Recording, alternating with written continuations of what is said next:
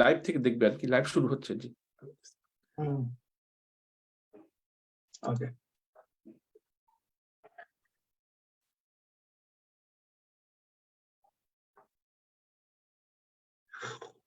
Assalamu alaikum wa rahmatullahi wa barakatuh. Peace be upon all of you. Bismillahir Rahmanir Rahim. In the name of Allah, the most gracious, the most merciful. On behalf of World Muslim Heritage Research Center, USA, I welcome all of you in our today's session. World Muslim Heritage Research Center, USA is dedicated to promote the rich history and cultural heritage of the Muslim world. The center contributes for advancing knowledge and understanding of the contributions of Muslim world to human civilization. The center focuses on researching and documenting the contributions of Muslim scholars, scientists, philosophers, and artists to various fields such as science, technology, literature, arts, philosophy, theology, mathematics, architecture, and a number of the other sectors. It also works towards preserving and promoting Islamic heritage sites and artifacts, as well as raising awareness about the diversity and richness of Muslim heritage and cultures around the world. By focusing on research and documentation of the diverse achievements of Muslim scholars, scientists, philosophers, and artists across different fields, the center helps highlight the significant impact of Islamic heritage and culture on global history and promote cross-cultural dialogue and understanding. We do provide a platform for scholars and researchers from different parts of the world to collaborate and exchange ideas, as well as to share their findings with the wider public through conferences, seminars, webinars, and publications. We also offer educational programs and resources to help increase understanding and appreciation of Muslim heritage among students, educators, and general public. Through this way, we serve as an important resource for advancing knowledge and understanding of the contribution of Muslim world to human civilization, which we believe can help to increase understanding and appreciation to diverse cultures and promote cross-cultural dialogue. This can lead to great cooperation and collaboration between people of different backgrounds and help to build more harmonious and inclusive societies. We believe that it is important to recognize and celebrate the contribution of all cultures and civilizations to human knowledge and progress. With that notion, the center already arranged a number of webinars, conferences, and seminars in previous 3 years that are available in our Facebook page and our YouTube channel. The name of our YouTube channel is Global Dawa Network. We will provide the link of our YouTube channel in the comment section of this live session. We also arrange a number of sessions regarding the history, the cultures, and the contribution of Muslims in different parts of the globe. For example, the contribution of Muslim scholars to the construction and development of world civilization. Another program we arrange, the impact of colonialism in the Muslim world, the way out. We also arrange the role of world leaders in achieving the right of self-determination to Jammu and Kashmir. We also arrange another session on the role of the Muslim world to the first Qibla, Masjid al-Aqsa, and to the Palestinians. We also arranged a session on Rohingya crisis and its way out that is happening in Myanmar. We also arranged another session that is on policy tragedy. By this way, our independence in the subcontinent region was taken away in 1757. We also arranged another seminar on ecosystem restoration, guidelines of Islam, and how to achieve sustainable development goals by following Islamic principles. So this sort of programs we already arranged in previous 3 years. Regarding the contribution of Muslims in particular regions, we have arranged a series of lectures and webinars titled Islam in Different Countries and Muslim Heritage There. So first, we organize arrivals of Muslims in the Great Britain and Muslim heritage in 5 episodes with a renowned author and writer, Mr. Jiaul Haq from UK. And also we arranged Islam in America in 3 sessions with Dr. Muhammad Al-Faruq, another historian and researcher from USA. Today, we have arranged presentation on the history of Australian Muslims with a number of episodes, I believe. So it is our honor and privilege that we have with us a very renowned guest speaker, Professor Shahjahan Khan. I welcome Dr. Shahjahan Khan in our session today. Assalamu alaikum wa rahmatullah. Wa alaikum assalam wa rahmatullahi wa barakatuh. Thank you very much, Brother Khaled here for inviting me to present this webinar, and I am confident that what you and the center has been doing is definitely contributing towards strengthening the foundation of what a Muslim has done in this world, and also what potential they are to do in present and the future. Yeah, before inviting Dr. Shahjahan Khan to start his presentation, I just want to highlight a very brief introduction what Dr. Shahjahan already achieved in his professional career. So currently, Professor Khan is the Vice-chancellor of Asian University of Bangladesh, one of the renowned universities in Bangladesh. In addition, he is an Emeritus Professor, University of Southern Queensland, Australia, and also expatriate fellow, Bangladesh Academy of Sciences. He is also a past president, Islamic Countries Society of Statistical Sciences, and also founding chief editor, Journal of Applied Probability and Statistics, USA. Professor Shahjahan Khan has started his career at Dhaka University in Bangladesh in 1980s. He obtained his PhD and MSc degree from University of Western Ontario, Canada, and taught at University of Southern Queensland, Australia, for around 30 years. He also taught at universities in Saudi Arabia, Oman, and Bahrain. His research interests includes public health, systematic review, and meta-analysis and statistical inference.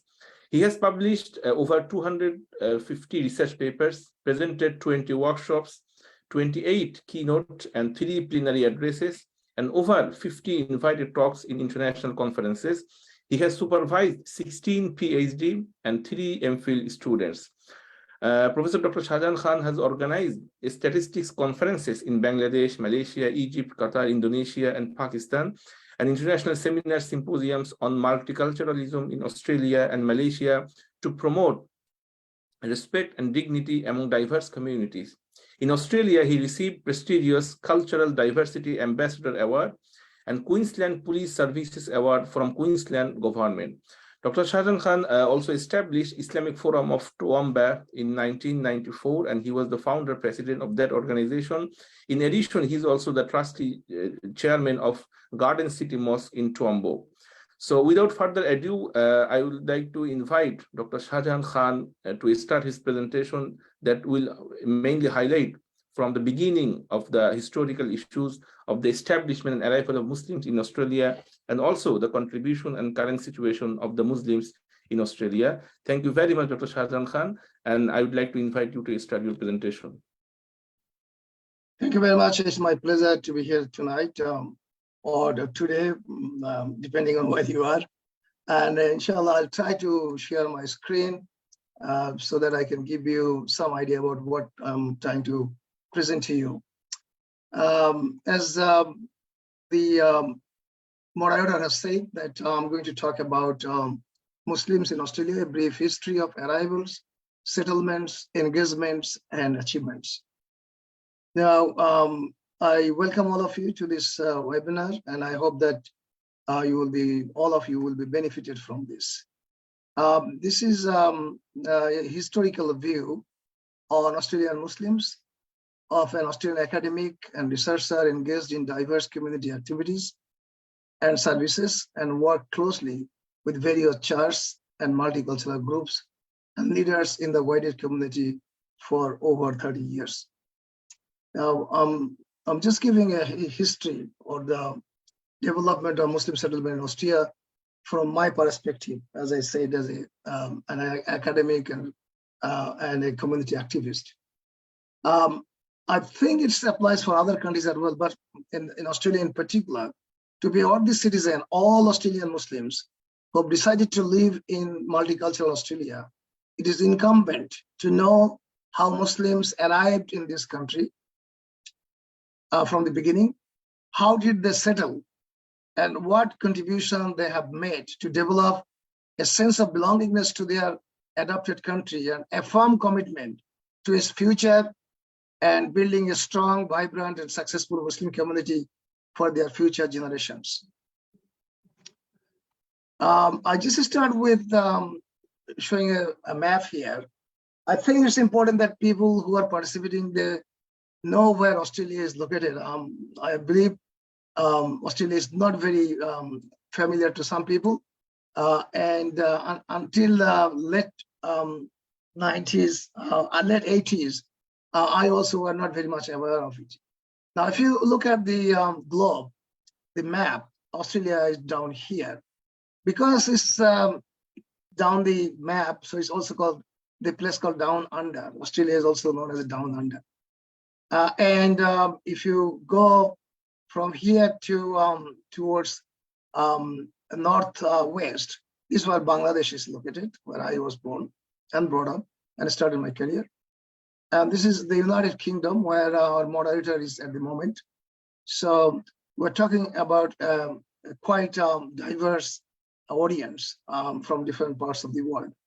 Now, if you look at this map, Australia is located just beside Indonesia.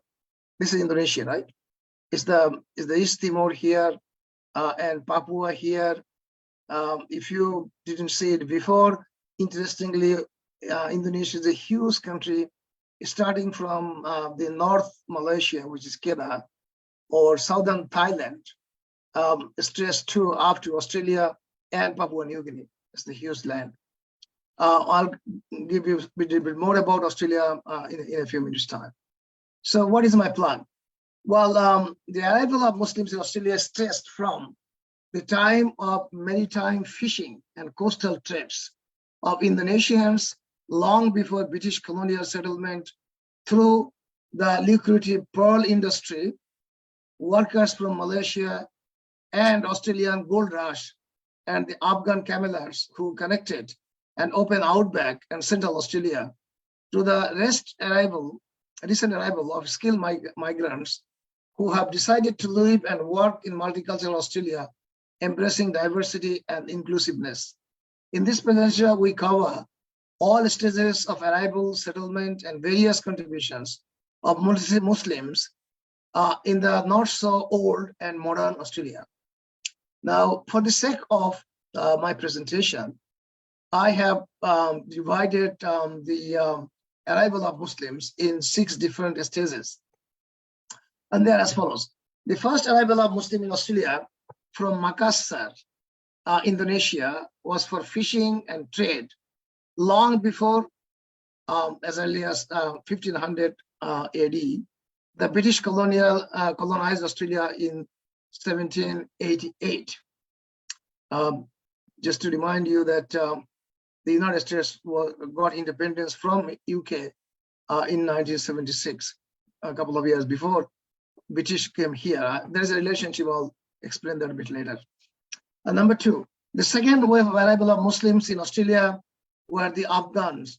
The Afghans actually were not only from Afghanistan, they were from Bangladesh, Pakistan, and India, and Afghanistan, of course.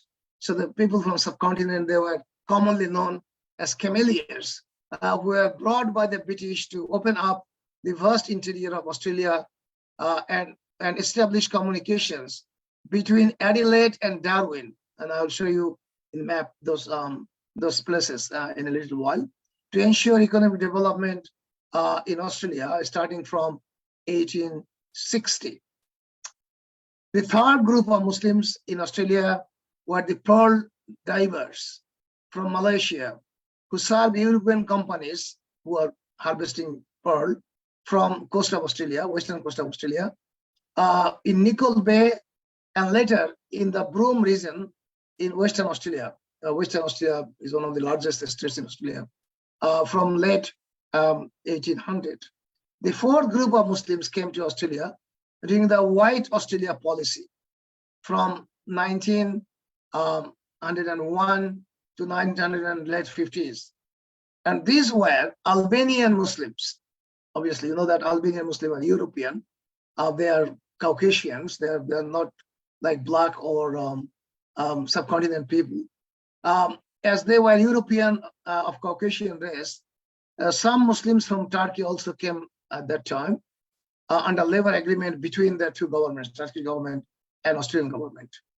The fifth group of Muslims came to Australia from Lebanon during the civil war in early 70s as refugees, Muslims and Christians as well. They left Lebanon and came to Australia as refugees. This is the time when Australia actually opened door for refugees and ended their white Australia policy after a long time. The sixth wave of Muslims came to Australia under the skilled migration scheme, starting from late 80s to meet the demand of the Australian labor market. And myself is included in that group.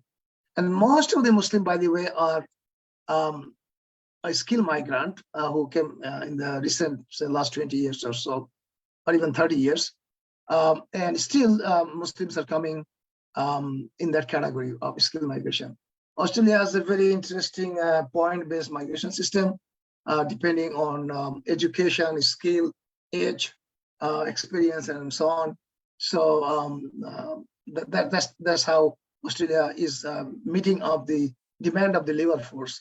Because of the growing elderly population, to sustain the economy and support the elder generations, Australia needs people of working age, and that's why the skill migration is the way to fill up the gap. You may note here that Australian population is not growing as much without migration, like many other Western countries.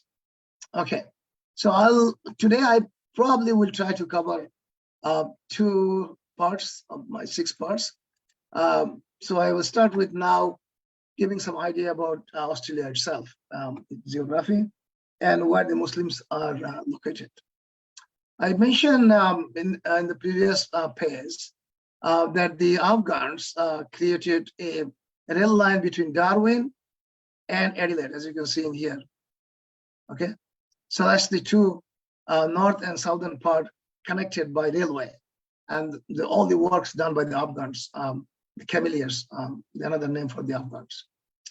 And then most people know the city of Sydney, those who know Australia more than anything else.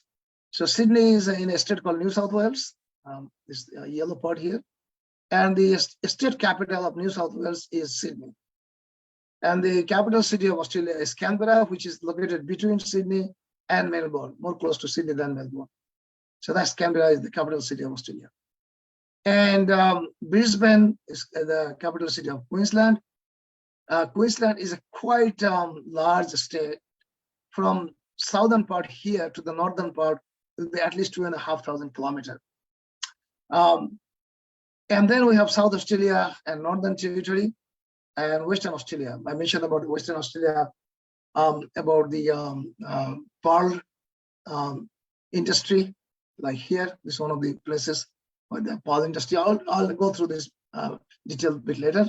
Perth is the capital of Western Australia.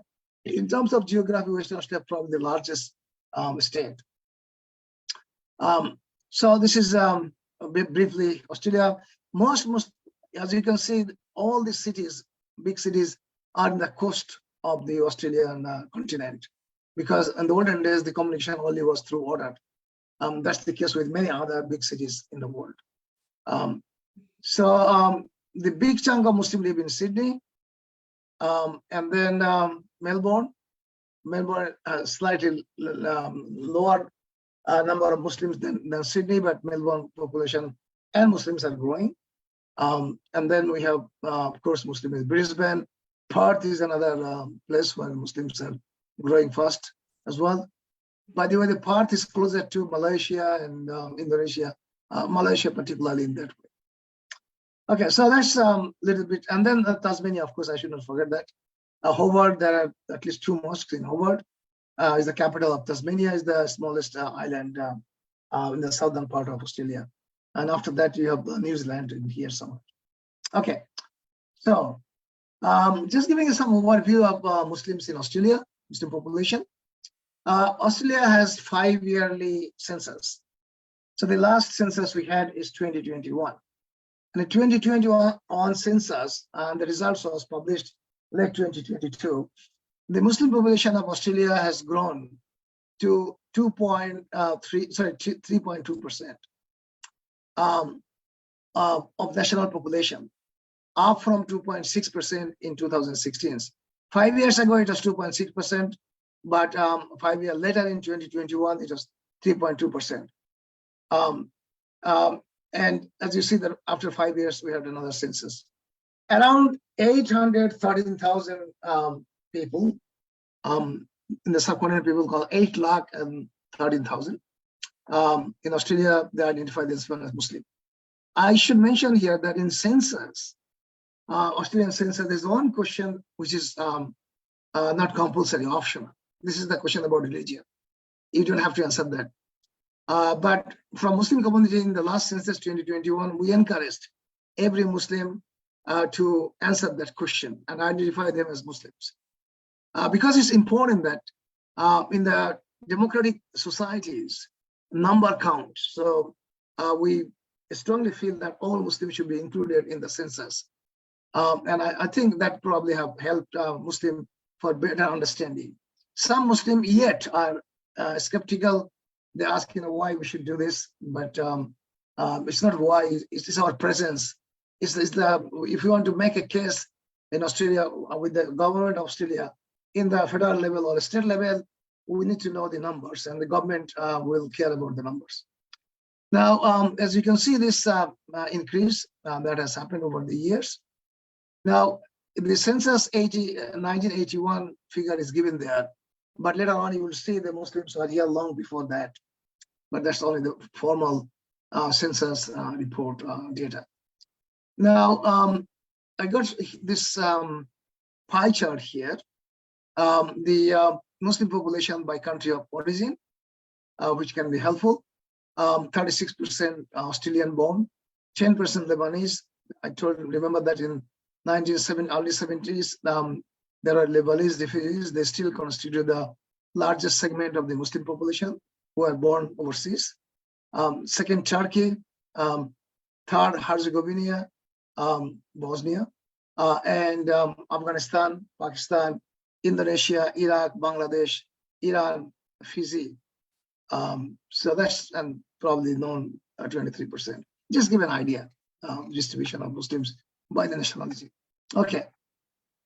So now we can, I just gave you some brief idea about Australia as a continent, as a country, and Muslim population here in Australia. If you have any questions, you feel free to ask me, but I'll just continue if there's no question, what I want to present to here tonight. So, pre-colonial Australia, that means the before the British occupied or settled down in Australia, what was the connection of Muslims with the Australian population? This is what the first one. It's interesting that long before the British came to Australia, the Muslims had relationship with Australia. As you see, geographically, Australia is close to Indonesia. Indonesia is the largest Muslim country. Of course, the Indonesians used to come to Australia for various reasons, and I'll just cover that in here. The contemporary Australia is a successful multicultural nation. I want to emphasize this whole multiculturalism because it gives the unity and strength of a modern state, like Canada, like Australia.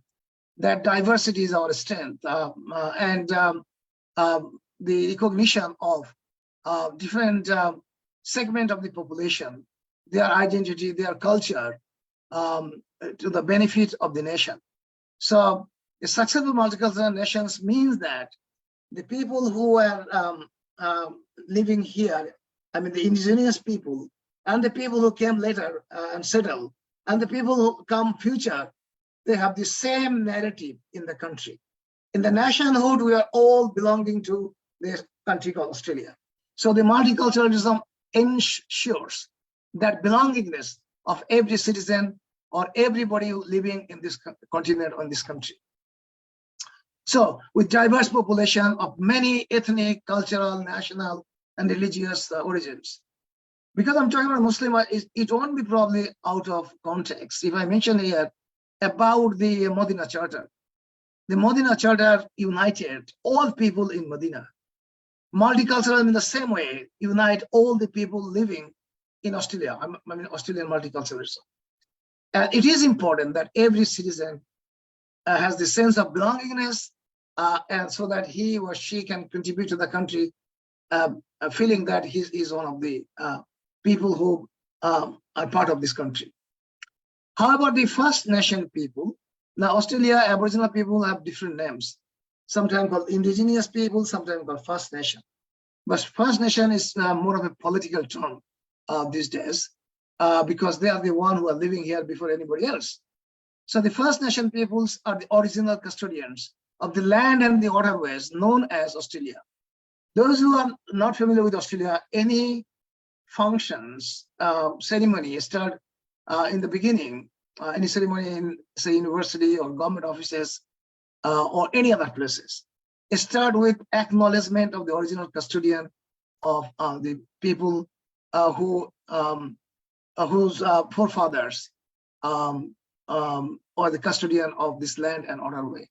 I think this is a very good practice. It's just a recognition of the reality that the country that we live in today, a prosperous nation, didn't come out of nothing.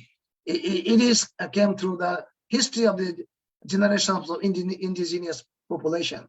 So these indigenous people, often called Aboriginals, lived in this part of the world with their own culture, languages, traditions, and way of life over 60,000 years before the European colonial powers invaded and overpowered them. The damage caused to the First Nation people by the early British settlers and subsequent murder, torture, oppression, and neglect is the darkest part of the history of colonized Australia. The tragic story of the torture and abuse of the stolen generation by the people who wanted the Aboriginal children to make civilized are on the darkest part, one of the darkest part of the Australian history. So what I mean by stolen generation, those who don't know, during this White Australia policy, a lot of Aboriginal children were taken away from their family and put together in churches and other places to educate them or to make them civilized, as you can see there, which was very traumatic to the families and to the children as well. There are a lot of research been done on this, the damage caused to the First Nation people by this stolen generation is a story. I don't have time to cover it, but I encourage you to learn about this. It's very interesting. Driven by the need for peaceful and harmonious living, social cohesion and economic development, and recognition of rightful place of indigenous Australia in the society, the nation is now moving to rectify its past wrongdoings to Native Australians. The Australian Parliament is going to discuss a referendum very, very soon to recognize the First Nation in the Constitution, which hasn't happened. What I'm trying to say here, the Australian nation has moved forward a lot in the positive direction, putting behind the dark history of ill-treating the Aboriginal people. Now the Australian government is recognizing the due place of Indigenous Australia in the decision-making process of our nation and in its progress. But the work is in progress. We hope that that will repair the damage caused to the Aboriginal people, the original custodian of the land and the waterways. The geographical location of Australia in the Asia-Pacific region. So it is far away from Europe, I have shown you in the graph, or any other Western nation, keeping aside New Zealand. New Zealand is our neighbor, a southern neighbor, but they are also like majorities Anglo-Saxon people. All of our neighbors are separated by waterways. So Australia is island or a collection of islands. And our neighbors are closer islands to us. The closed neighbors of Australia are islands belonging to Indonesia, Papua New Guinea, and several Pacific islands, such as Muslims have been neighbors to Australia ever since Islam came to Indonesia and Malaysia as early as the 11th century AD, after the Arab traders came there. Muslim tombstones in Eastern Java bears a date corresponding to 1082. So that's Indonesia. The Muslim came before that, 11th century. It may worth noting that there was no need for any passport or immigration checks, documents, whatever it is, in Australia until early 20th century. So the world was free in the true sense of freedom at that time. People can go and settle anywhere. The introduction of visa came in place after the First World War. Prior to this, new travel restrictions implemented by the nation states. Normally, people were free to travel from one country to another without any visa or migration. So what I mean is that when the Indonesians, our neighbors, Australian neighbors, used to come here, they did not require any visa or any passport for that matter. That was not the practice in this part of the world until the 20th century. Once again, that after the First World War. The northern region of Australia, starting from the top end of Queensland, a place called Weipa, in the east to the north eastern side of Western Australia, including the Northern Territory in between, are separated from the southern regions of eastern Indonesia only by narrow waterways. Indonesia is a very widely spread country. It stretches from the west of Thailand, starting from Aceh in the very north, to Papua New Guinea to the east. Many islands of Indonesia are only hours boat journey from northern parts of Australia, especially northern tip of Queensland, Arafura Sea, and Northern Territory, Timor Sea. From the Thursday Island, is an island named Thursday Island, just above the northmost tip of Queensland, the closest island of Indonesia is only a few 100 kilometers by boat. So this is what I mean. This is the Timor Sea, if you can see it here. This is the Arafura Sea, and these are all Indonesia. And this is the Weipa, the top end of Queensland, and this is the Northern Territory after Darwin, close to Darwin here. So they are so close, only a few hours by boat travel. Because of the geographical proximity, the people from various islands of Indonesia closer to Australia would have naturally traveled to neighboring parts of Australia for various reasons. It is well documented the Makassar people from Indonesia frequently visited Darwin and nearby islands in Australia as early as 1500 AD. The early connections of Muslims with Indonesia were mainly for visits. So Indonesian Muslims only visited here for trades, fishing, not for settlement. That's very important to note here. So they will come from, this is our Northern Territory, Darwin. That's the Indonesian part. This is the Makassar area there, from the Sulawesi province. So they would come to this part of Australia for fishing, trade, and visit and so on, but they did not have any agenda of settling here.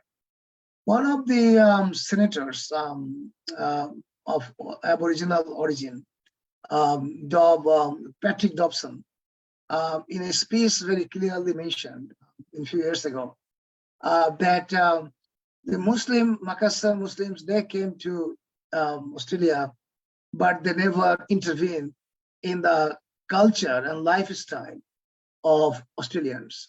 Whereas the European settlers, they not only intervened, but also forcefully changed the culture and lifestyle of Aboriginal Australians.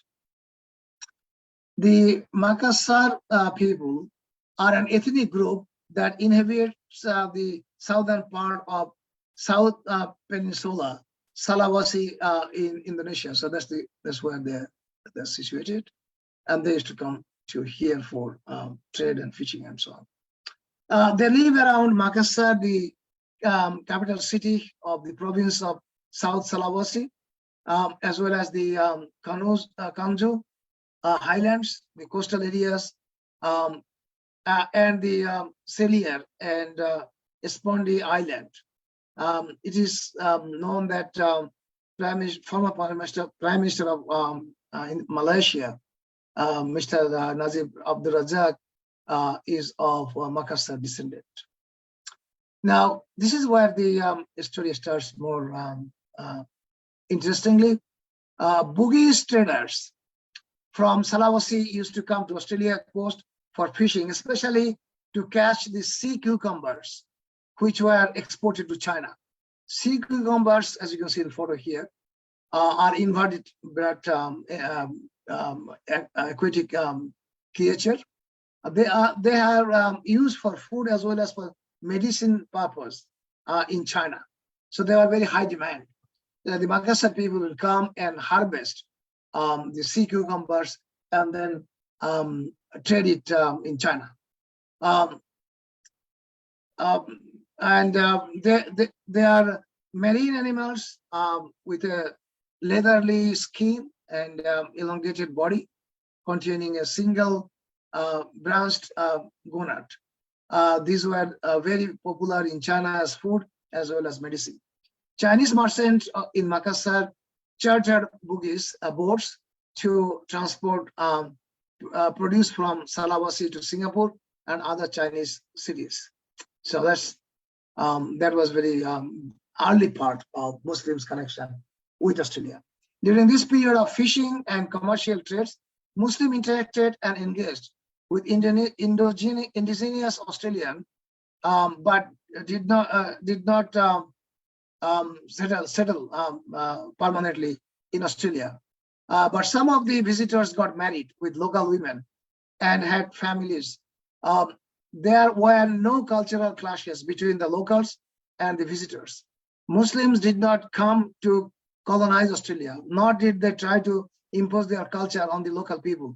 However, there are still influences of some of the linguistic terms and art expression that are evidence of presence of Muslims and Islam in many parts of Northern Australia. This is a kind of boat they used to use to come to Australia for fishing, Australian waterways for fishing. The Makassar presented Australia's first attempt at international relations, according to the archaeologist John Bradley from Melbourne University. They traded together. It was fair. There was no racial judgment, no racial policy. Quite a contrast to the British. Britain designated the country, means Australia, terra nullius. Terra nullius meaning land belonging to no one. It's a very important term that we should remember. A land belonging to no one, so I can occupy it because there is no owner. So that narrative given by the British was misleading because there are Aboriginal people already living here. But it gave a pretext to the British to occupy Australia. Because according to them, the land belonging to no one. Therefore, colonize the country without a treaty or any recognition of the rights of the indigenous people to their land. Some Makassar cucumber trader stayed, married Aboriginal women, and left a lasting religious and cultural legacy in Australia. Alongside the cave paintings and other Aboriginal art, Islamic belief influenced the Aboriginal mythology. If you go to northeast Arnhem Island, there is a trace of Islam in song. There, it is there in painting. It is there in dance. It is there in funeral rituals, says Bradley. It is patently obvious that there are these are borrowed items with linguistic analysis as well. You are hearing hymns to Allah and at least certainly prayers to Allah. So these are some of the science level. One reality of the first contact of Muslim with Australia is that they did not continue to live here. So the Muslim presence in Australia was not continuous. It was disconnected when the Muslim left. But some marks and evidence is already there. The Makassar Sikh humor trade with the Aboriginal and Torres Strait Islanders people ended in 1906. And that's interesting to note here. This practice of harvesting cucumber by the Indonesian was stopped by heavy tax and government policy that restricted non-white commerce. So that's the Indonesians had to stop because they were forced to stop by the British settlers and the who were running Australia at that time. According to their policy, they introduced heavy tax on fishing, as well as they didn't want any non-white people to engage in commerce. More than a century later, the shared history between Aboriginal people and Makassar is still celebrated by Aboriginal communities in Northern Australia as period of mutual trust and respect. So that's very important that the Aboriginal people still remember Indonesians, people who they could respect and they could have trusted, in spite of some historical evidence that wasn't always the case. Okay, so that's next part is British arrival and early settlement. By the way, there were Muslim crewmen in the first fleet that had several ships, and hence the Muslim presence were very evident through the settlement of the European, particularly the British there. So the Captain James Cook, he had a fleet called Endeavour, and Endeavour voyage he undertook in 1770. That's the first time the British came to the coast of Australia. The new continent was included on the European map of the globe for the first time. But as I said, that was in existence, and the Muslim came here many times in large numbers, but it was new to the British, so it became newly included in the global map. So Australia was not there before. After the arrival of the British, it was in the global map. But it was after another 18 years when the British settlement started with the arrival of the first fleet in 1788. So first time they came, they just look at around and then left. The second time they came to settle with the first fleet in 1788.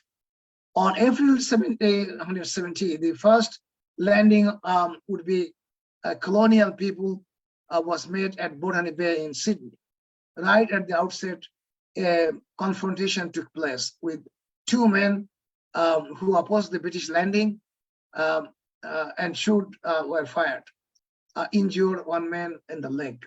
So that's from the beginning, the Aboriginal people did not welcome the settlers. So they fought against them, but at the end, they could not stand against the settlers. First settlement of British people in Australia consisted of about 850 convicts. Now this is interesting to note here. Convicts, those who are convicted of different crimes, particularly very serious violent crimes. So at that time, the British court, instead of giving them death sentence, they used to sentence them to put in an island, take that in the island. So they traveled on the first fleet of 9 transport ships and 2 small warships. So the first fleet consisted of 11 ships, 9 of them were transport ships and 2 of them were warships with the British Navy people there. in January 1788. The fleet was led by Captain Arthur Phillip. Due to the unfavorable environment, they left Botany Bay and later settled in Sydney Harbour area on 26 January 1788. Since then, 26 January is celebrated as the Australian Day. Although the First Nation people of Australia consider this to be the Invasion Day, as they view the British colonialization of Australia was illegal occupation of their land. One driving force for the British to invade Australia was the emerging need for another penal colony after the transport of convicts to America was stopped in the wake of its independence in 1776. So it's interesting to note that when the British criminals were punished by the court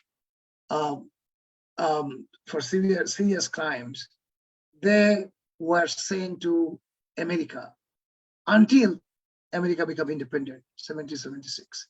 So when the British saw that America is going to be independent, because the American independence all started 1775, and they declared independence the next year, the British started looking for new penal colony where they can take their convicts or criminals, and they can live without criminals in Britain.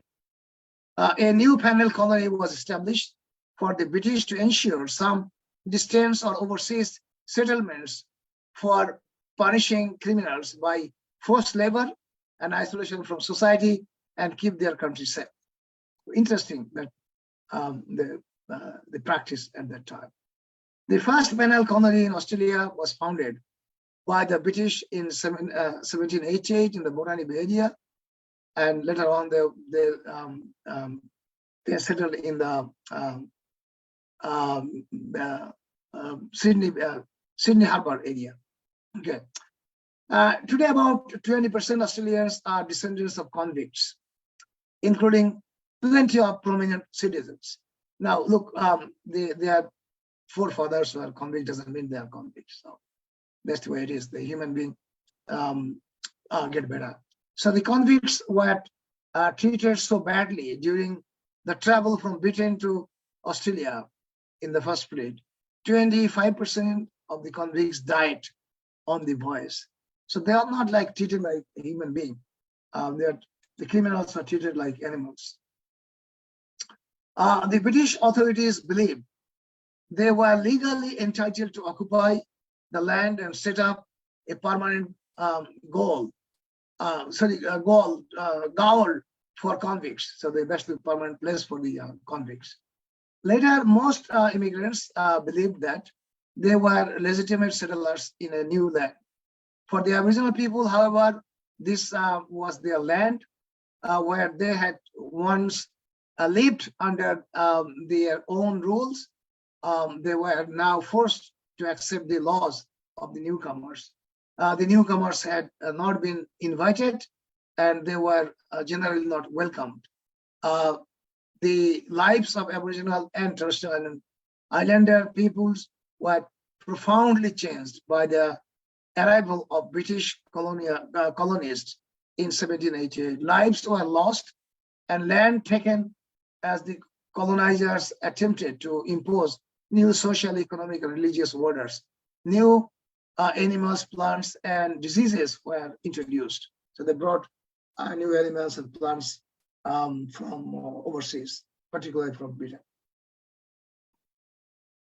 The First Nation people in Australia did not welcome British convict and the invading army. Instead, they fought. There were quite a bit of fighting. A lot of people died. There were terrible situations that they went through, but the British had the better arm industry, weapons, soldiers, and so on. So the Aboriginal people were very weak and could not stand the organized government forces from Britain. So that's the settlement part of it. Next, I want to talk about the gold rush, because that's where another influx of migrants were needed for that industry.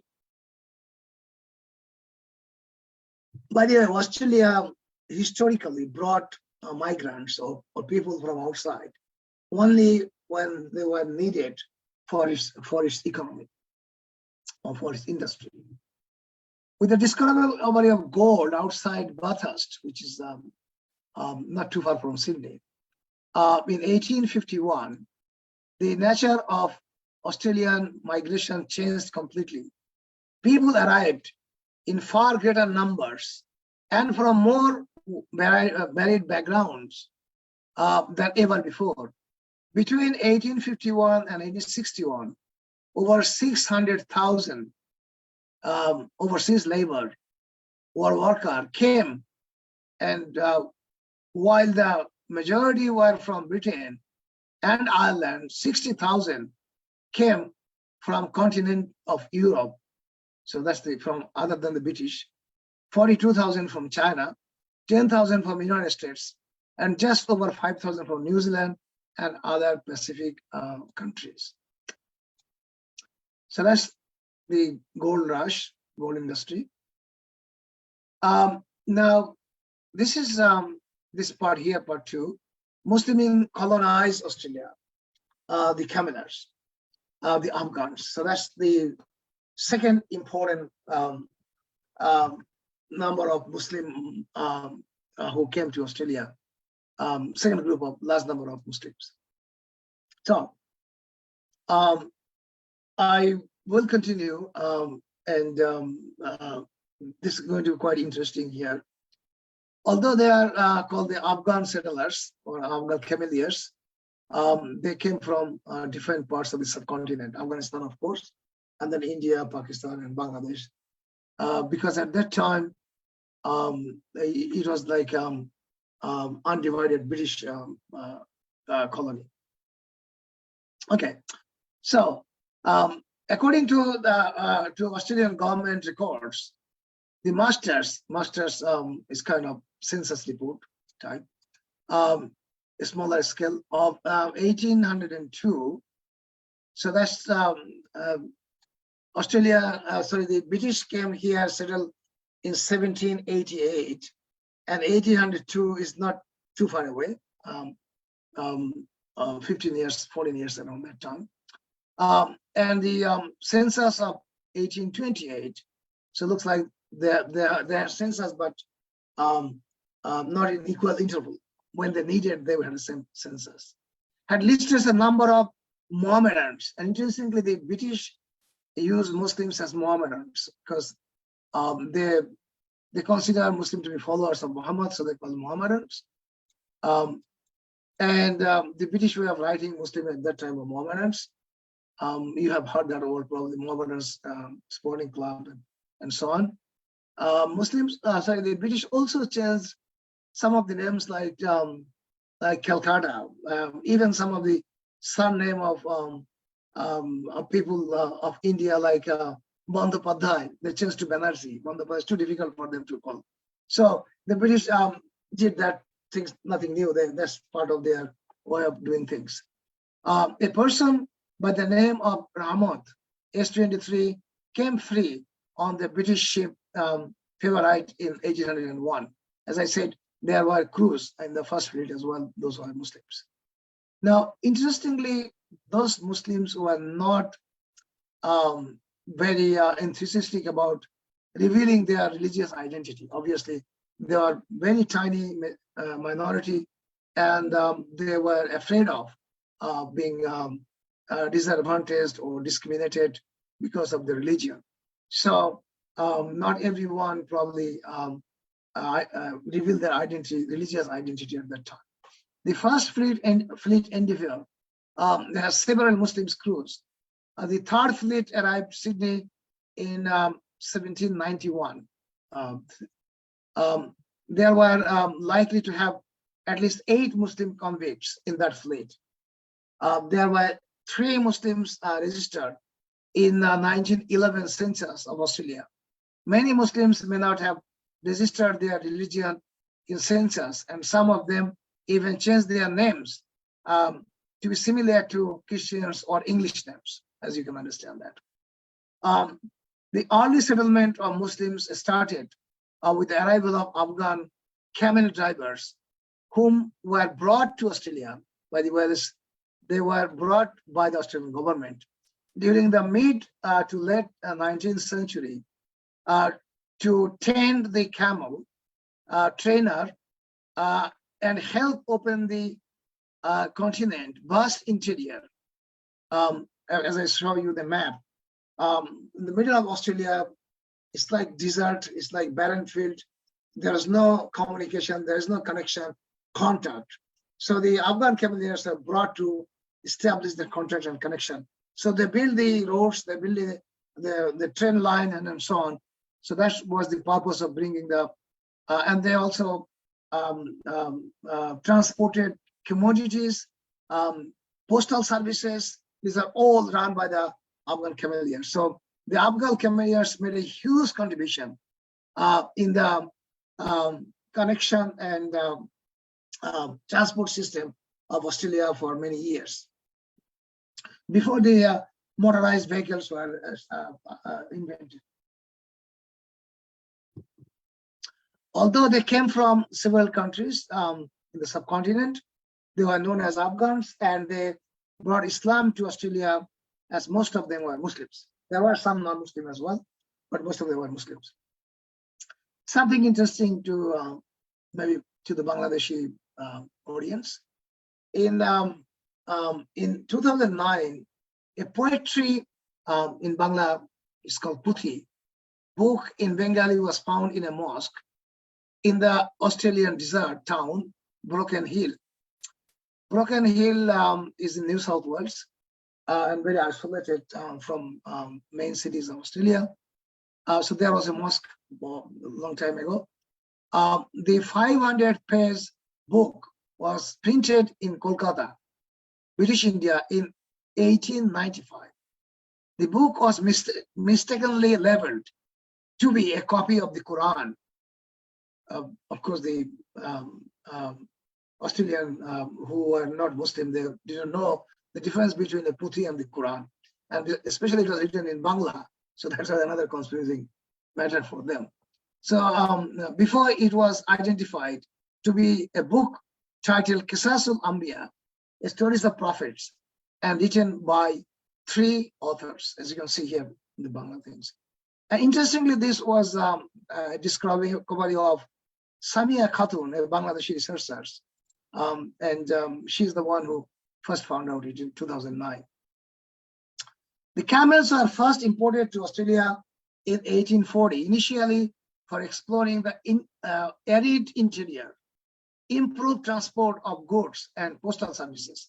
The first group of Afghan cameliers arrived in Melbourne Port on 9 June 1860 with their camels. Cameliers mainly settled in the areas near Alice Spring and other areas of Northern Territory, Murray area in South Australia, and Broken Hill area of New South Wales. So 3 places initially: Alice Spring in Northern Territory, Murray in South Australia, and Broken Hill and New South Wales. Murray is the place where the first mosque in Australia was established, interestingly. But they traveled and transported goods to many other parts of Australia, especially the areas where there are no access via any other transport. They came as single men without their families, and some of them intermarried with the indigenous women in Australia.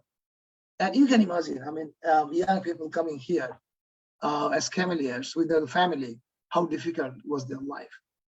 Yet they adhered to Islam and established mosques and try to maintain their religious identity and practice. To Adelaide to Darwin, the Adelaide to Darwin Northern Territory Railway is named the Ghan. The Australian is somewhere they love to shorten things. So instead of calling Afghan, they call the Ghan, the last part of it. So just say leave off, just a gun. So they shortly call it the Ghan. That means Afghan actually. The first mosque in Australia was built in 1861. Remember that in June 1860, that's the time they came here, the Afghan Muslim Cavaliers. And the next year they built mosque at Murray, South Australia, as I showed you before. This mosque is no more in use today. The Great Mosque of Adelaide was built in 1888. The Great Mosque in Adelaide is still in existence. So that's the oldest mosque ever established in Australia, and it was established by the Afghan Cavaliers, by the descendants of the Cavaliers. This is the oldest mosque in Australia and is still being used.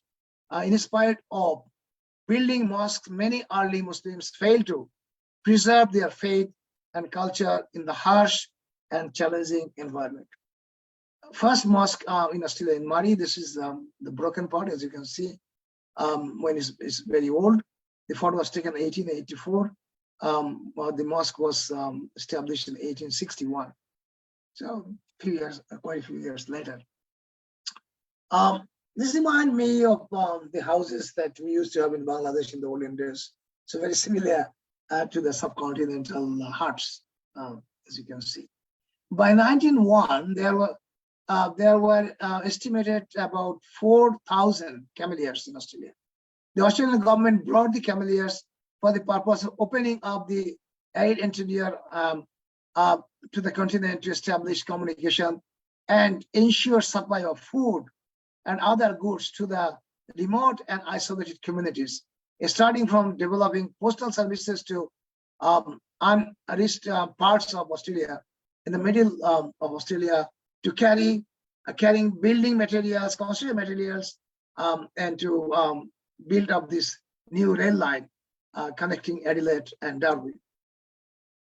So this is the Ghan Railway, and it's still there, it's being used. So although the construction of the rail line between Adelaide and Darwin is a visible mark of the remarkable contribution of Muslims in Australia, the Cavaliers also ran the postal services in the remote parts of Australia and transport of goods to many population centers where there is no other way to reach by other mode of transport. So that's the railway operating from 1878 as a still in operation.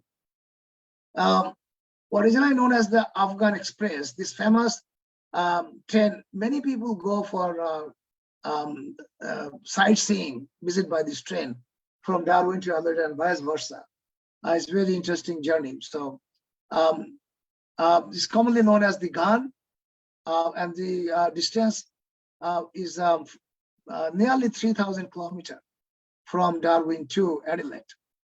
And it's down through Alice Spring and operating since 1878. This legacy, so it doesn't take rail service, takes 48 hours to complete and offer some of the most spectacular scenery in Australia. So 3,000 kilometers takes about 48 hours. The train was originally named the Afghan camel drivers who arrived in Australia in the 19th century and helped to explore the remote and interior part of Australia. These days, the Ghan is a popular tourist attraction with both Australians and international visitors, counting it among one of the most sea experience of their lifetime.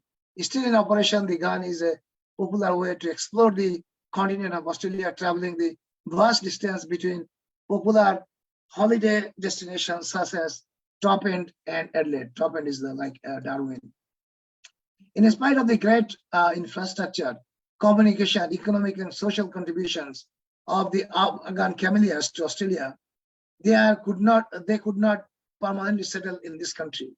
They were not allowed to bring their families. Although some of them married Aboriginal women and children, but they had children, but many of them did not have any family behind. The worst happened in 1930s when motorized vehicles were introduced. There are no more need for camels or cameliers. Tragically, the European settlers started to treat the cameliers badly and started blaming that the camels were polluting their water and land. Many cameliers were killed, and cameliers were asked to leave Australia as they were no longer needed for colonized Australia.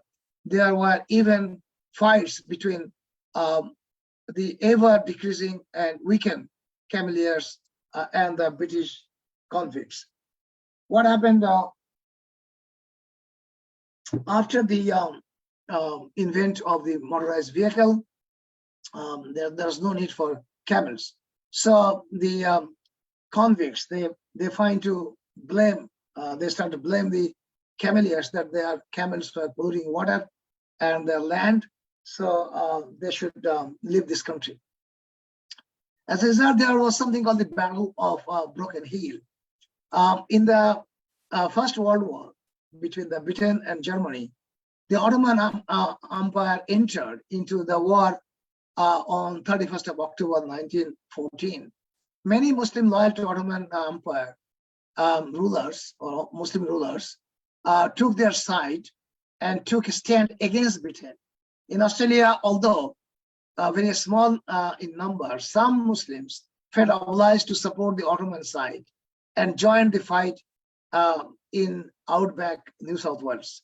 The Battle of Broken Hill was a fatal incident which took place in near Broken Hill, New South Wales, on 1st of January 1915. 2 men shot dead. 4 people were wounded. Seven more were wounded. Sorry, 2 people. 2 men shot dead 4 people. So that there are 2 killers and 4 people killed, and 7 wounded. Before the attacker was killed by the police and military officers. The attackers were both former camel drivers working in Broken Hill. They were Bacha Muhammad Gul, an ice cream vendor, and Mullah Abdullah, a local imam and halal butcher. Abdullah had arrived in Broken Hill around 1898 and worked as a camel driver. Several days before the killings of Mullah Abdullah was convicted by police court for slaughtering sheep in premises not licensed for slaughtering. Gul had ice cream cart, and it was well known in the town. Like an ice cream cart is there. So what actually happened is those people were very frustrated. They were very ill-treated and they didn't have any future, no family, nothing. So out of their frustration, they started this fatal attack on some of the Australians. So the tragic treatment of Afghans. The cameliers contributed greatly to the development of goldfield towns in Western Australia, such as Gulgardi, Kalguri, Menzies, and Leonora. Although actively contributing to the community, the cameliers were subject to discrimination based on their appearance and religious practice. They were depicted unfavorably in the newspapers and received increased restriction from the government, which led to increased tension within the communities. Now, one thing I note here, the newspaper, now we call media, right? Newspaper included. They're doing the same job ever since. They do the same job now. So they are the one who created hatred against the cameliers and portrayed them as evil. So and the people reacted based on the media or the newspaper reports. The Immigration Restriction Act, and that's interesting. This is the systematic government policy. 1901 to the 58, impacted the future of many Cameliers. They were refused naturalizations, permanent residency or citizenship. And after visiting family abroad, many were required to sit a dictation test, which resulted in refusal entry to Australia. Interestingly, this dictation test were very selective. For example, in the test, they will be asked to write, say, 5 words in any European language. And obviously, the Afghan Cameliers, they would have no clue. They would not be able to write that. So this kind of test that are designed to deprive them of coming back. So the government policy actually was against the deliberately against the Afghan Cameliers so that they cannot settle here. Ironically, many Australians blame Afghans for polluting water by their camels and denied the camels to access water. With the invent of motor vehicle, the European settlers did not need the camels for communications and transport anymore. So they turned against the Cameliers. The cruel treatment of the Afghans by the European settlers, particularly the convicts, and increased discrimination by the media and government made it almost impossible for them to survive in isolation. So only few people of Afghan descendants are available in Australia now. They're still there in the outback, but many of them have no clue about their religion. Some of them remember their forefathers were Muslims. They used to go to the mosque. They were praying, they recite Quran, but they themselves don't know much about their religion, and therefore they're far away from Islam and Muslim community. There are still some descendants of Afghan Cameliers, mainly in outback Australia, but they could not protect and maintain the Islamic identity in the adverse and challenging environment. They still remember their ancestor and very proud of them, but do not know much about their religion due to the absence of proper communication, facilities, resources, teachers, and living in isolation did not help them either. So I think I spoke about an hour.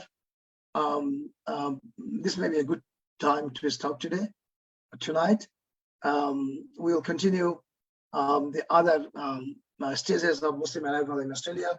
Once we finish the arrival and settlement, then we go for the part of the contribution, what the Muslims have done for this country, and what institution they have developed, what organization they have created, and how that is helping the current generation, future generation, what Muslims have done in terms of commerce and trade, in terms of politics, how Muslims doing in politics in this country. So that will be, I think, more exciting. But I think to give you some background of how difficult was it for the Muslims to come to Australia, and how they were deliberately kept out of Australia, even though they contributed so much for this country at the very difficult time when nobody else were able to do that. One part you have seen that the Aboriginal people were treated very badly, but now they're trying to acknowledge the First Nation. I think one day the contribution of the Afghan Cameliers will also be acknowledged and recognized, and the discrimination that they faced will be also exposed. I want to thank you for your patience, and I hope to see you in other episodes of this same presentation. Thank you.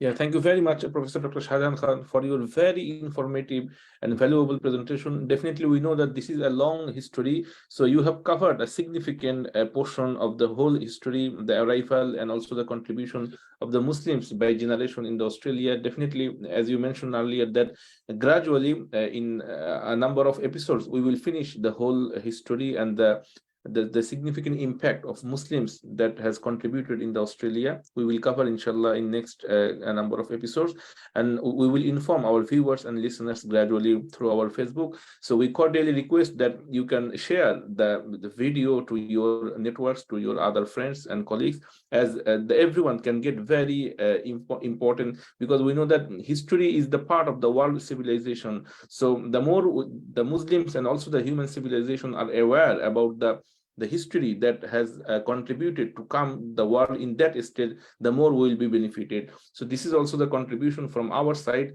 So our humble request to you just to share this video and also encourage your fellow colleagues and friends to get knowledge about this part. So with that, things we would like to thank all our viewers and listeners, and particularly our guest speaker, Professor Dr. Shahjahan Khan, for his very valuable presentation. Thank you very much. See you in the next episode. Assalamu alaikum wa rahmatullah. So you're going to send me the